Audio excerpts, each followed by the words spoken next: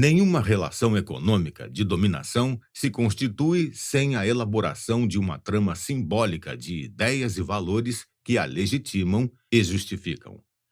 Nosso objetivo aqui é reconstruir a origem dessas ideias e valores na relação entre Brasil e Estados Unidos e analisar como foram utilizados para interromper, mais uma vez, o processo democrático de soberania brasileira nos anos recentes. Embora o vínculo nacional seja uma dimensão importante, não se trata aqui de oposição entre nações, mas sim da condução pela elite americana de um processo imperialista de dominação mundial, inclusive sobre o seu próprio povo. Nesse sentido, tudo o que aconteceu no planeta desde o começo do século XX teve a influência decisiva americana, seja para o bem, seja para o mal. Isso é verdade em todas as dimensões da vida: econômica, política, social e cultural. Este audiolivro reconstrói as pré-condições históricas que possibilitaram esse desenvolvimento e investiga as causas profundas desse fato. Como são sempre as ideias e os valores morais a elas ligados, que interpretam, arregimentam e direcionam os interesses e as paixões individuais e coletivas, será nelas, em primeiro lugar, que concentraremos nosso interesse. As ideias americanas, que servirão como justificação do Império Informal Americano, irão se mostrar como superação de todo o racismo e preconceito, quando, na realidade, constroem um racismo ainda mais sofisticado. Uma adaptação quase perfeita para um tipo de imperialismo baseado na influência econômica e cultural indireta, que substitui com vantagens a dominação militar direta, custosa e violenta. A elite americana irá testar no próprio país, contra suas próprias classes populares e trabalhadoras, todas as ideias e estratégias de domínio cultural e político que utiliza para garantir a longevidade de seu domínio econômico. Nesse sentido, conhecer a história da produção do consentimento social nos Estados Unidos é compreender também as várias etapas do processo global de dominação. Isso é especialmente verdade para o caso brasileiro, um país cuja identidade nacional foi construída em referência direta aos vizinhos norte-americanos e cuja dinâmica econômica, política e social interna irá se construir sob a influência americana. Este audiolivro completa e se une ao esforço que empreendi em livros anteriores para compreender de modo alternativo e crítico tanto a história quanto a dinâmica da sociedade brasileira. Ele representa, por assim dizer, a consideração de sua dinâmica externa mais importante da nossa sociedade, que se soma aos estudos tanto teóricos quanto empíricos da dinâmica interna, reconstruída a partir das classes sociais e de suas relações à sombra da influência continuada da escravidão como o dado principal. O sucesso de A Elite do Atraso se deu, em grande medida, por ser uma leitura totalizante da história e da sociedade brasileiras que considera a escravidão sua influência principal até os dias atuais. O que muda nessa interpretação é que a escravidão, que não existia em Portugal, ganha o status de fator principal que determina todos os outros. Em vez de perceber a formação brasileira como uma herança cultural portuguesa que se alonga em personalismo, patrimonialismo, cordialidade, jeitinho brasileiro e outros tantos, como imagina o pensamento hegemônico até hoje, a institucionalização do escravismo passa a ser percebida como a origem fundamental de toda a vida material e simbólica brasileira.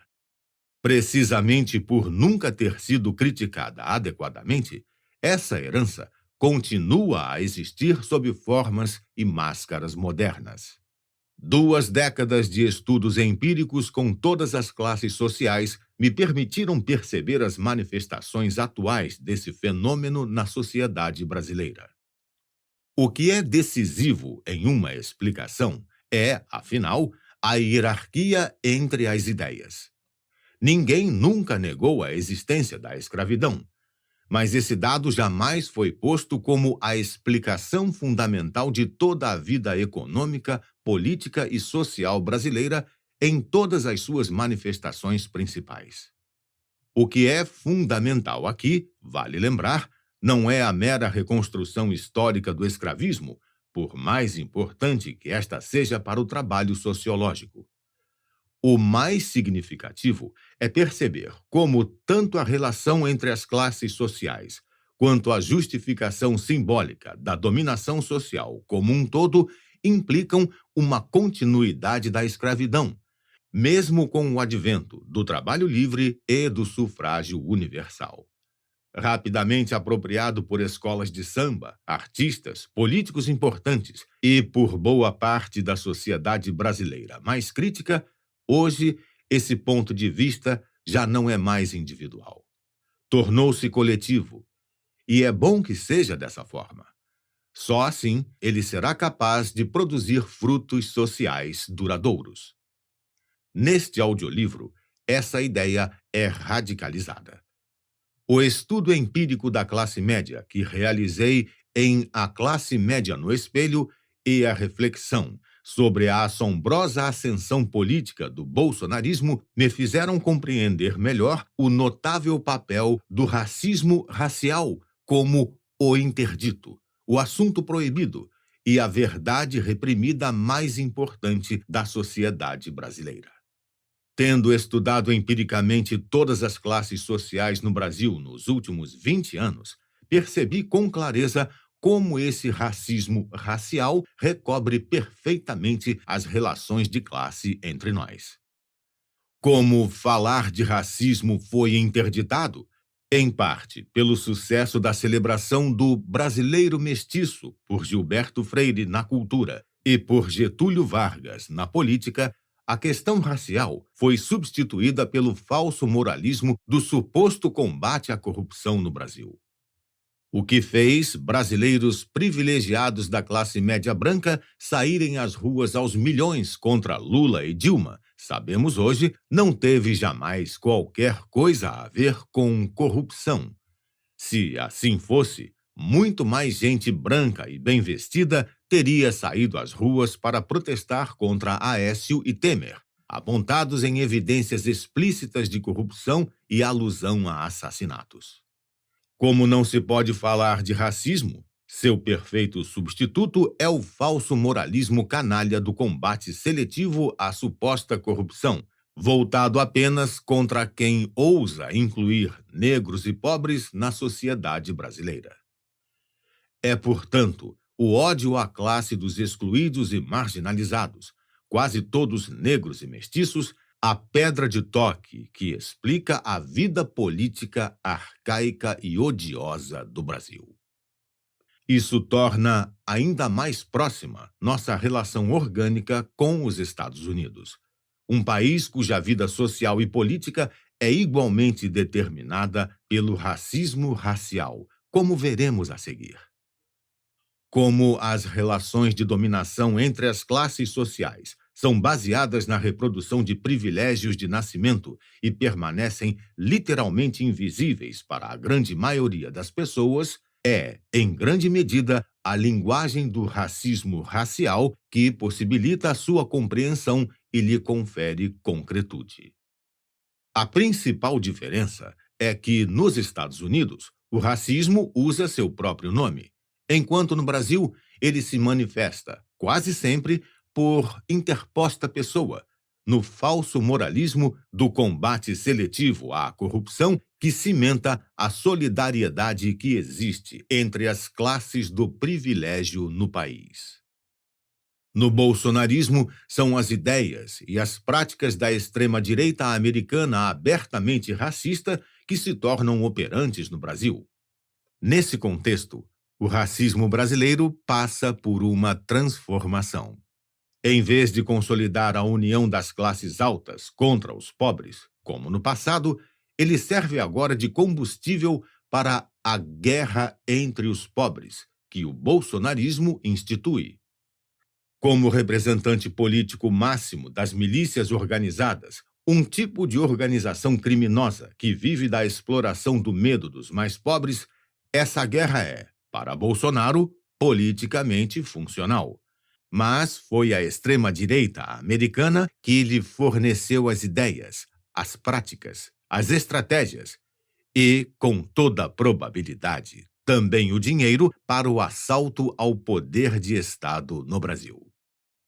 Este audiolivro analisa desde as pré-condições históricas e simbólicas mais amplas e gerais até o momento presente, quando se insinua o instante mais perigoso da história brasileira. Hoje, o poderio americano se une ao crime organizado para destruir a sociedade e o Estado brasileiros de modo consciente e voluntário, como parte de um projeto de poder mundial planejado nos ínfimos detalhes. Boa parte do que será dito aqui, sobretudo na parte final, que trata da influência da extrema-direita americana na vitória eleitoral de Bolsonaro, poderá parecer a alguns teoria da conspiração. A mesma crítica me foi dirigida quando da publicação de A Elite do Atraso. A vaza-jato de Glenn Greenwald, no entanto, comprovou a trama que havíamos reconstruído no livro. Sem dúvida, existem conspirações falsas que podem ser criticadas com bons argumentos. Mas é óbvio que os interesses econômicos e políticos fundamentais se unem, ou seja, conspiram para se reproduzir ao longo do tempo. O que não existe é o acaso, que nega o fundamento mais primordial do entendimento humano, que é a relação de causalidade, ou seja, a realidade insofismável de que os fatos dispersos que observamos são encadeados a outros que permitem explicá-los e compreendê-los. Abdicar de perceber esse encadeamento factual é abdicar de compreender o mundo e, portanto, aceitar ser feito de tolo pelos que mandam nele. Esta é uma leitura para quem acredita que os fatos do mundo não são obra do acaso, como quer nos fazer crer uma imprensa que isola os fatos e fragmenta a realidade para torná-la incompreensível. Afinal, quem tem interesse em que o mundo seja percebido como um acaso, como algo fortuito e sem direção, é precisamente quem o controla com mão de ferro. Este mundo tem donos que efetivamente conspiram, todos os dias, para reproduzir seus poderes e privilégios e explorar os que são feitos de tolos. Geralmente, os tolos são os que acreditam no acaso e na coincidência. O que comprova a causalidade entre os fatos sociais são as consequências práticas observáveis das ações de indivíduos e coletividades. Esse é o nosso material de estudo neste audiolivro.